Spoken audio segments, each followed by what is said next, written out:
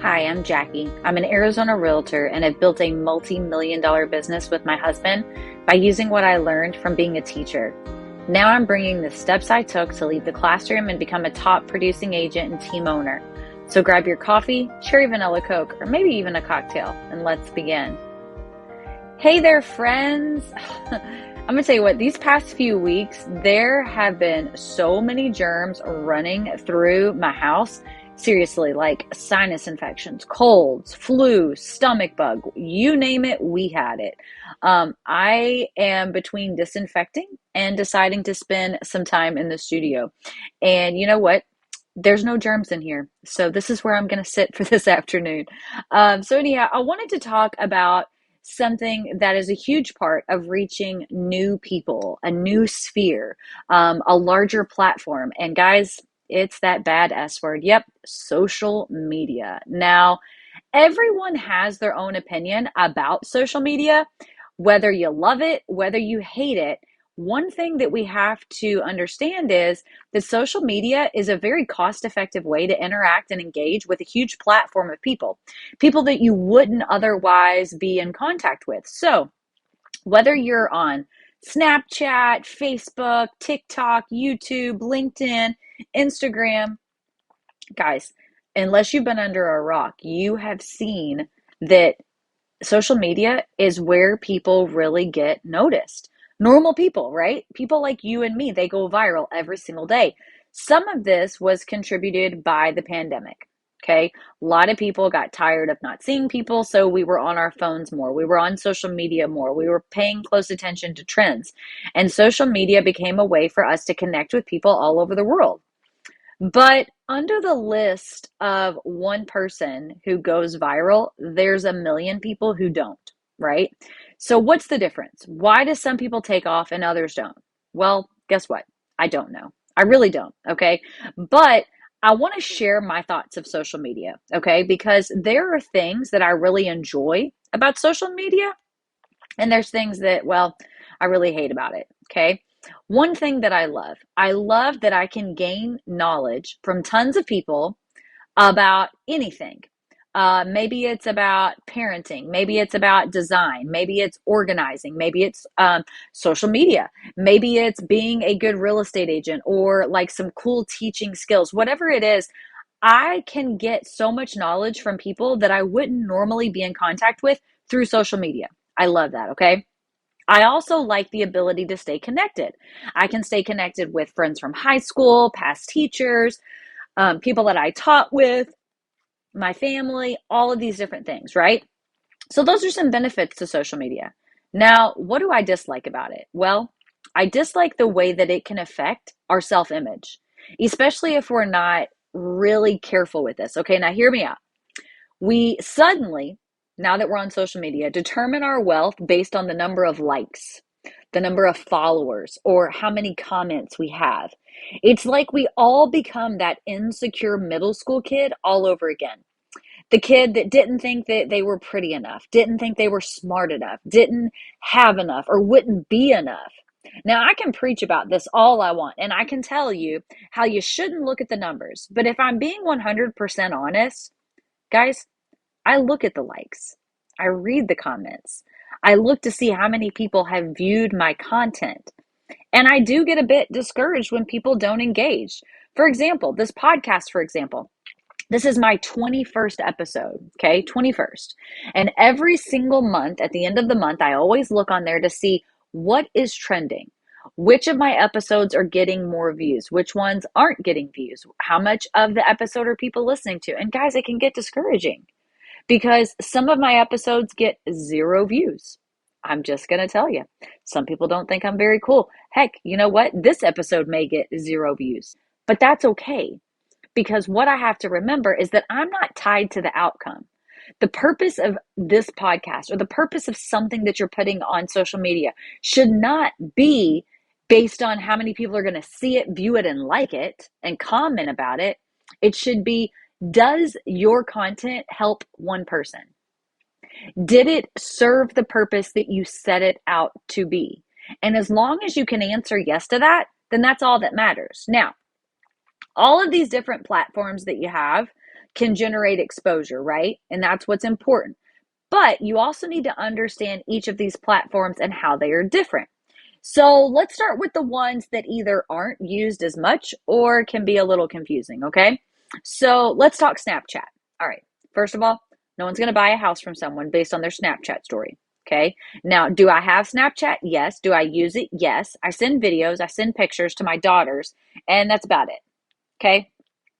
Snapchat is not a social media outlet that I use to sell houses or to show that I'm a real estate agent or to ask people to join my team or my organization. I just don't use it for that reason. Okay. Now, another one that I didn't even think about until just now is Marco Polo. Now, Marco Polo is kind of like Snapchat, but it's a little bit different because Snapchats go away. Marco Polo doesn't go away. Now, do I use Marco Polo? Yes, I do. And here's how I use it in my industry. So let's say that I want to do a video showing, and the person that I'm doing the video showing with either doesn't have an iPhone, so we can't FaceTime, or they are unavailable at that time. Now, I could do a regular camera picture with my camera on my phone. However, if I'm sending that to someone who has, say, a Samsung and I have an Apple, it's going to be an itty bitty little video. Okay. It's going to be teeny tiny in size and they're not going to be able to see everything. Marco Polo, I can create that video. I can talk while I'm walking through the house, and then I can share that with them. It doesn't say, oh, this is too big to send, or oh, this is going to be a teeny tiny video. Like, it's full size. So Marco Polo is a really cool app, and that's how I use it. Now, all right, let's talk some more. LinkedIn. Okay, I'm just going to say it. This social media platform had me 100% confused. I was like, what is this? Like, am I supposed to post pictures? Do I do videos? Like, am I supposed to do some kind of specific type of content? I had no idea. So basically, LinkedIn is like a resume. All right. If you have an accomplishment, if you get an award, that goes on LinkedIn. If you want to post, hey, I just sold this house, this is where it goes. If you're in the classroom and you have a student who won the spelling bee, you'd put that on there. Okay. Basically, any post that you put on LinkedIn is kind of like patting yourself on the back. Okay. It's a way to kind of create a resume for you. And the reason why is because you will have clients that will look for real estate agents on LinkedIn. If you are running a team or you're running a brokerage, you might actually use LinkedIn to actually search for people to fill in those positions that you have within your company. So that's what LinkedIn is now. All right. How much do I post on LinkedIn? Maybe once a week, if even that. Okay. This is not a social media platform that you're posting every single day. It's not necessary. All right. The cool thing about LinkedIn, though, is you can create groups. So you can create a group. You can actually sort and invite people based on certain criteria. So, for example, one of the groups that I have on LinkedIn is a KV Core group. And what KV Core is it's a database, it's a IDX website, it's a CRM. It's basically the notebook and Rolodex for real estate agents. So it does everything for us. So what I did was I know that the people within my brokerage use KV Core. I'm very knowledgeable about the CRM. And so I created a group. I invited people that were at my brokerage, said, hey, come in. And then what I do on that group is I create video content. So I put links to my YouTube videos. I add information. I tell them about classes that I'm going to be providing. I go ahead and share ways that they can register for those classes. So that's kind of what LinkedIn is. Now, Facebook. We all know what Facebook is, right? My teenage daughters make fun of me. They're like, Mom, Facebook's for the old people. I'm like, well, I'm old. Like, hello, I'm okay with that. I'm not trying to be that cool. So people always ask me, should you create a whole new account for your business? And you know what? There's not really a right answer. It's a right answer for you. So the answer that was right for me was no. Okay.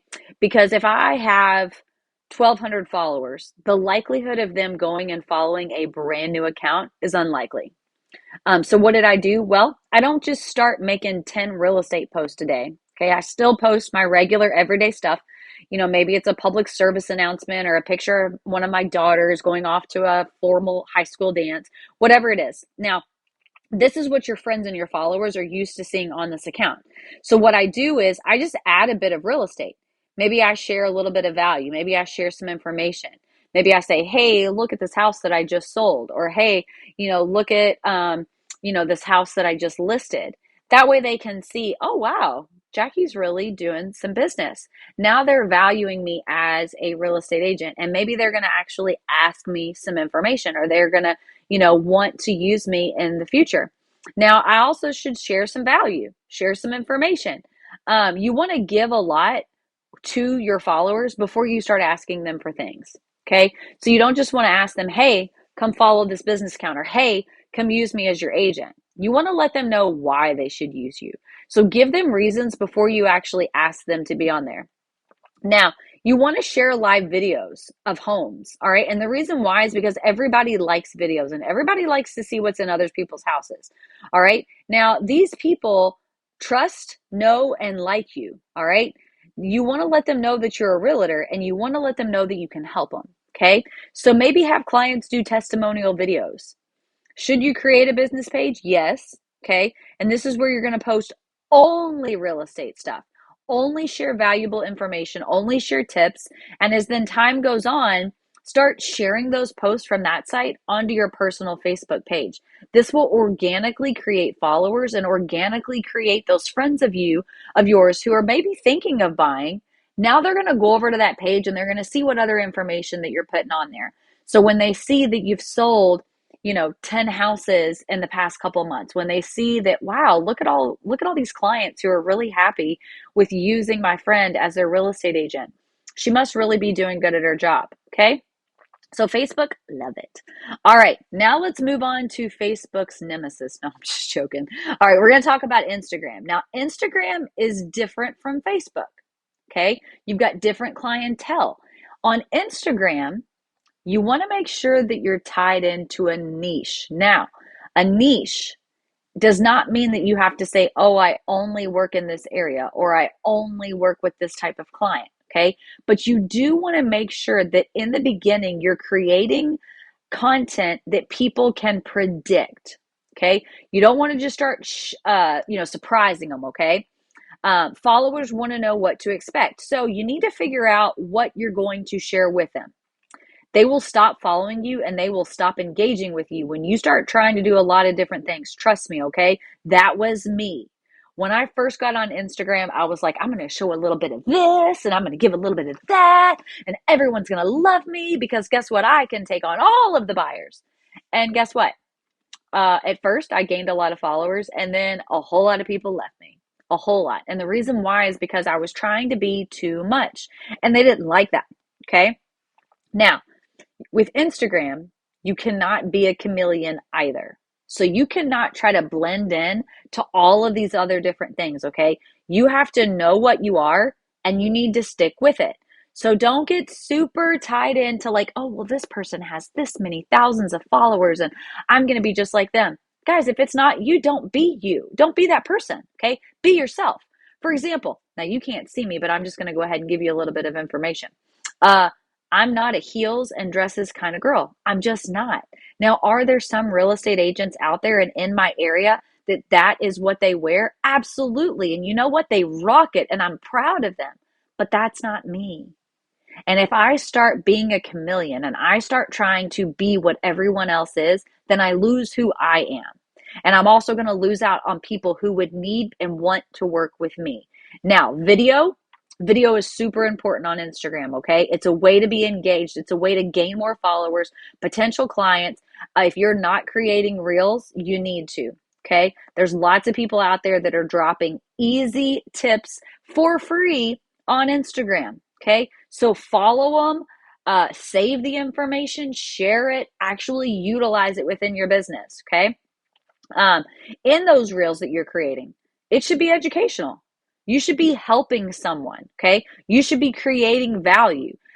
It should be something that could even be inspiring. Now, if you're trying to grow on Instagram, you need to follow people who are mastering this platform. Now, Don't determine what you should post based on what someone else is posting with 20,000 followers. Now, they can post whatever they want. They can post, oh, look at the socks that I just bought. And the reason why is because they've got a lot of followers who care what kind of socks they bought.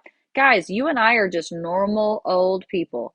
Nobody cares about the socks we bought. Nobody cares about little things like that or what type of smoothie we got. Okay. They don't care about us that much. Okay. So be you, create content and make sure that it is predictable for your followers. And watch people who have like 1,000 to like 3,000 followers. Look what they're doing. Make sure that you're creating something that can be maintainable, especially on Instagram. Now, here's my next one. Okay, guys. I'm just going to say I was suspicious of this platform and I swore that I wasn't going to get on it. And then COVID happened. And yeah, okay, I'm talking about it. I'm talking about TikTok. Yeah. So when I was in the classroom, I decided to create a TikTok account. And for some reason, I don't know why, but everybody in the whole entire world during COVID just loved to see what teachers had to say about COVID. And we could actually dance and we could sing, and they were kind of crazy about that. Guys, in 1 week, I grew over 3,000 followers on TikTok. Okay. And all I would do was like voiceover stuff or dance or like make weird, I don't know, like I would voice over stuff and then like talk about how it related to teaching. It was odd. But guess what? People thought it was funny. I wasn't giving any education. I wasn't inspiring anyone. I was just being silly and people liked it. Now, when I left the classroom, obviously I couldn't pretend like I was still in the classroom, right? Now I'm not in the classroom anymore. So now I had to change my TikTok. And the people who were following me first were following me because I was funny. And they were following me because they wanted to be able to relate to an educator or whatever it was. Okay.